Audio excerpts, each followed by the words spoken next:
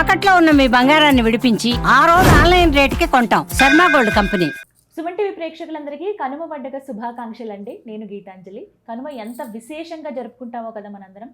సిటీల్లో కన్నా కూడా పల్లెటూర్లలో అసలైన పండగ వాతావరణం కనిపిస్తుందండి. భోగి, సంక్రాంతి, కనుమ రోజున ప్రత్యేకంగా. ఎందుకంటే పాడి పూజ అని అంటారు. అంటే పశువులు ఏవైతే ఉన్నాయో వ్యవసాయానికి సహకరించేవి, అలాగే ఇంట్లో పెంచుకునే ఆవులు కావచ్చు, వీటన్నిటికీ కూడా ఆ రోజున చక్కగా స్నానం చేసి వాటికి అలంకరించుకుని పూజ అవి చేసుకుంటూ ఉంటాం. వాటికి ప్రత్యేకంగా నైవేద్యాలు అవి పెడుతూ ఉంటారు. అయితే మనం అసలు ఎలా జరుపుకోవాలి? సిటీల్లో ఉన్నవాళ్ళు కావచ్చు, టౌన్లో ఉన్నవాళ్ళు కనుమ పండుగను ఏ విధంగా జరుపుకోవాలో తెలుసుకుందాము. ఆ రోజున విశేషంగా ఏమైనా ఆరాధన చేయాల్సి ఉంటుందా? వివరించేందుకు ప్రస్తుతం మనతో పాటు ఉన్నారు ప్రముఖ జ్యోతిష్యులు, సంకల్ప మందిర్ నిర్వాహకులు బ్రహ్మశ్రీ నందిభట్ల శ్రీహరి శర్మ గురువు గారు. వారితో మాట్లాడదాం. గురుగారు నమస్కారం అండి. వాగర్థావివ సంపృక్తౌ వాగర్థ ప్రతిపత్తయే జగతః పితరౌ వందే పార్వతీ పరమేశ్వరౌ. ఆదిత్యాయ చ సోమాయ మంగళాయ బుధాయ చ గురుశుక్రశనిభ్యశ్చరాహవే కేతవే నమః. శృంగేరి జగద్గురు పీఠాధిపతులకి, కంచి పీఠాధిపతులకి నమస్కారములు తెలియజేసుకుంటూ కార్యక్రమాన్ని ప్రారంభిద్దాం. గురుగారు కనుమ శుభాకాంక్షలు అండి మీకు. మీకు మీ యొక్క యాజమాన్యానికి, సిబ్బందికి అందరికీ కూడా కనుమ రోజు ప్రత్యేక శుభాకాంక్షలు.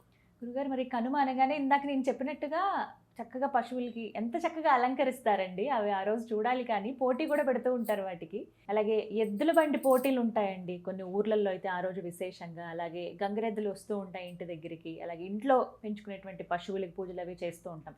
ఇవి సాధారణంగా కనుమ గురించి తెలిసిందే, కానీ విశేషంగా ఎలా జరుపుకోవాలి, అసలు ఎందుకు ఈ రోజునే పశువుకి ఆరాధన చేస్తారు? కనుమ అనేటువంటిది మనకు పండుగ వెళ్ళిన తరువాత రోజుని కనుమ అని అంటారు. ఇది సాధారణంగా. కాకపోతే సంక్రాంతితో ముడిపడినటువంటి కారణం చేత ఈ కనుమ చాలా ప్రత్యేకతను పొంది ఉంది. కనుమ రోజు కాకి కూడా బయలుదేరదు అని చెప్పి సామెత ఉంది. ఎందుకనంటే సంక్రాంతి పండుగ పిల్ల పాపలు, అల్లుళ్ళు అందరూ వస్తారు కదా. వచ్చిన తర్వాత పండగ అయిపోగానే చాలామంది వెళ్ళిపోవాలని కూడా పండుగ రోజే వెళ్ళిపోతారు. పండుగ మరునాడు వెళ్ళిపోయారు అనుకోండి, ఆ ఇంట్లో పెద్దలకి కాస్త బాధ కలుగుతుంది.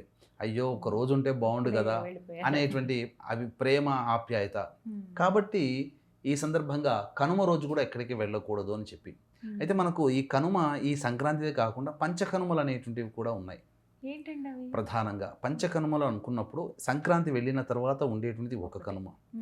రెండవది, ఏదైనా కానీ ఆ యొక్క ఊరిలో గ్రామ దేవతకి ఉత్సవం జరుగుతుంది కదా. ఆ ఉత్సవం జరిగినటువంటి మరునాడు ఆ గ్రామస్తులు మాత్రమే ఎక్కడికి వెళ్ళకూడదు. తర్వాత మూడవది, ప్రధానంగా ఈ మనం ఏ ఊళ్ళోనైతే ఉంటామో అక్కడ అగ్ని చోర భయాదులు కలుగుతాయి కదా. అంటే అగ్ని ప్రమాదాలు ఇవన్నీ. ఆ ప్రమాదం జరిగిన మరుసటి రోజు ప్రయాణం చేయకూడదు. ఈ సంక్రాంతి రోజున తర్వాత ఉండేటువంటి రోజున ప్రయాణం చేయకూడదు. ఇక ఐదవది, కుటుంబంలో ఎవరైనా పెద్దవాళ్ళు మరణించిన తర్వాత శవ దహనము చేస్తారు. దహనం చేసిన మరునాడు ఆ ఇంటి వాళ్ళు ఎక్కడికి ప్రయాణం చేయకూడదు, దాటకూడదు. ఇవి పంచకనుమలు అని అంటారు.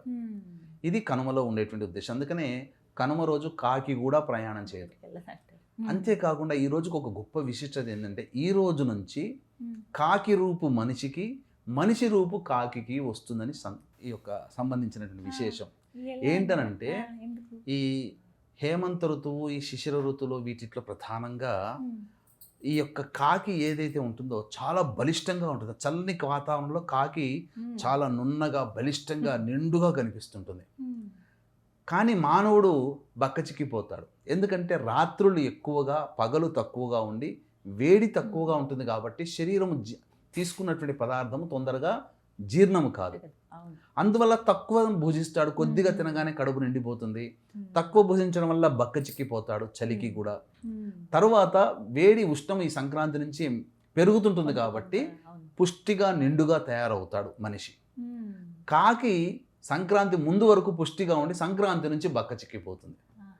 అందుకనే కాకి రూపు మనిషికి, మనిషి రూపు కాకి వస్తుంది అనేటువంటిది.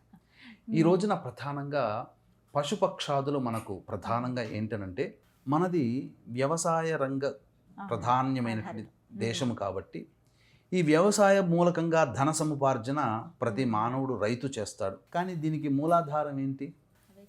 పశువులే కదా, ఎద్దులు.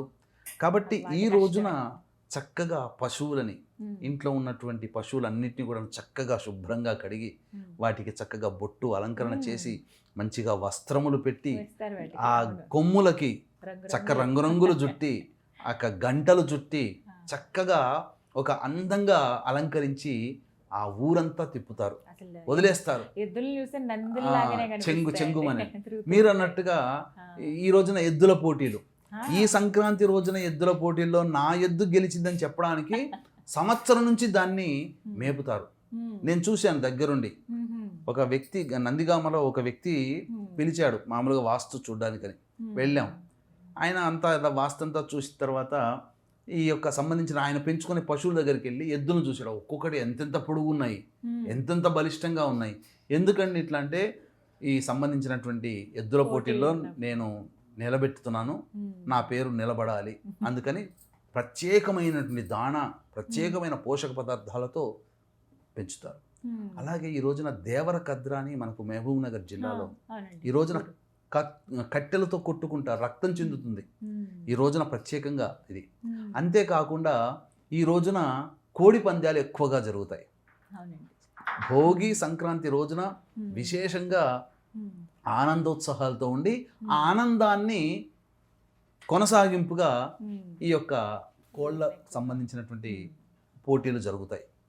మరొకటి ఏంటంటే ఈ రోజున కూడా వాస్తవానికి మనం ఏ పశువు ఆరాధన చేస్తున్నామో అదే పశు సంబంధంగా ఉన్నటువంటి జంతువులని వధించి పెదకూర పండుగ చేసుకునే రోజుగా ఈరోజు మారిపోయింది. మనం ఎవరన్నా ఆపమన్నా ఆగేది కాదు. అలాగే పోటీలు కోళ్ల పందాలు ఆపమన్నా దేవర కథలు ఆపమన్నా ఆపేది కాదు. ఎవరికి నచ్చింది వారు చేస్తున్నారు.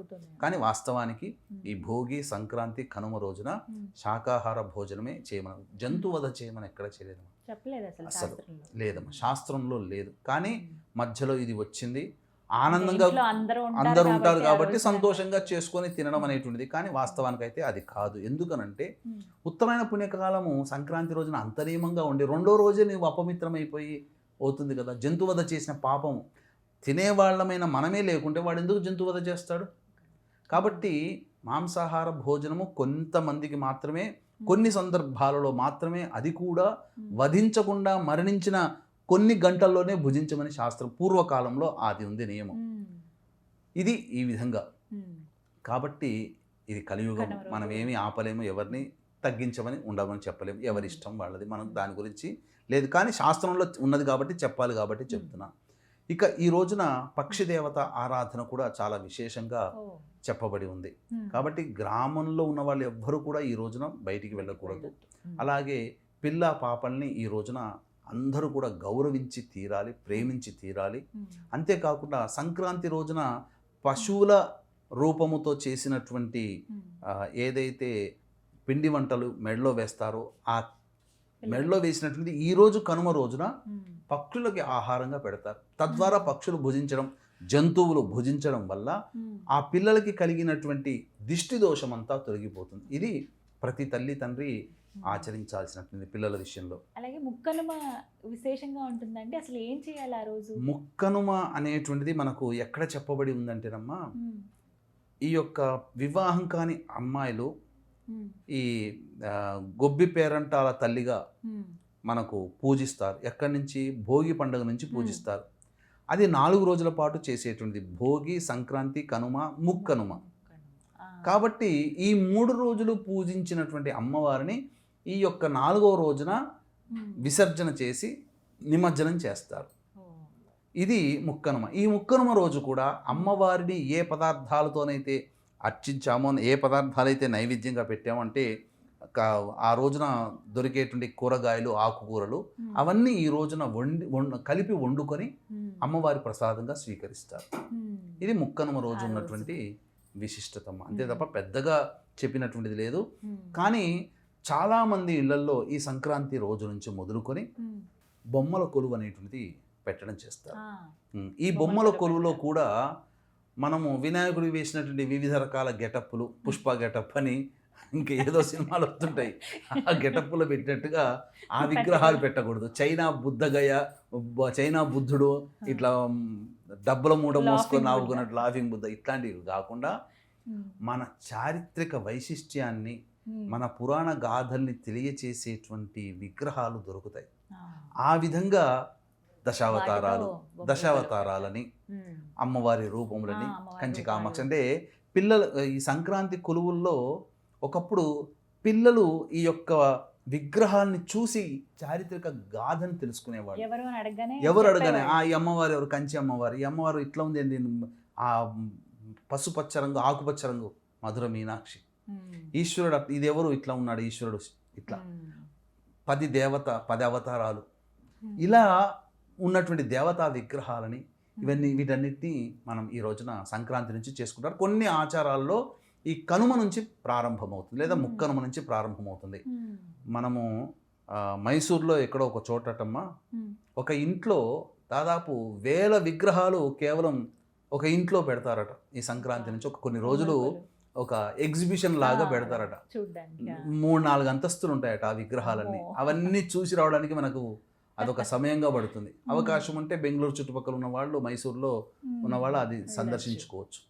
కాబట్టి ఈ సంబంధంగా కనుమ ముక్కనుమ రోజున ఇంట్లో పిల్ల పాపలు 17వ తారీఖు ముక్కనుమ, మళ్ళీ వెళ్ళగానే అమావాస్య 18వ తారీఖు నాడు అయింది. కాబట్టి అన్ని విధాలుగా కలిసి వచ్చినటువంటి రోజులు భోగి, సంక్రాంతి, కనుమ, ముక్కనుమ, వెంబడే పుష్య అమావాస్య, మౌని అమావాస్య. కాబట్టి ఈ 5 రోజులని అందరూ సద్వినియోగపరుచుకొని పితృదేవత ఆరాధన నీటిని చేసుకోవాలి. అట్లాగే ఈ యొక్క 18వ తారీఖు అమావాస్య ఉత్తరాషాఢ నక్షత్రం ఆదివారం కూడా అయిందమ్మా. ఈ రోజున విశేషంగా మళ్ళీ పెద్దలకి పిండ ప్రదాన తర్పణాది కార్యక్రమాలు చేసుకోవచ్చు.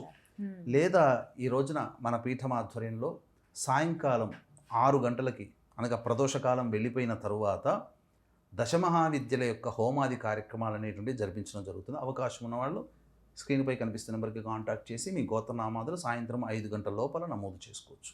చక్కగా వివరించారు. ధన్యవాదాలు గురువు గారు. సర్వం శ్రీ ఉమామహేశ్వర పరబ్రహ్మార్పణమస్తు.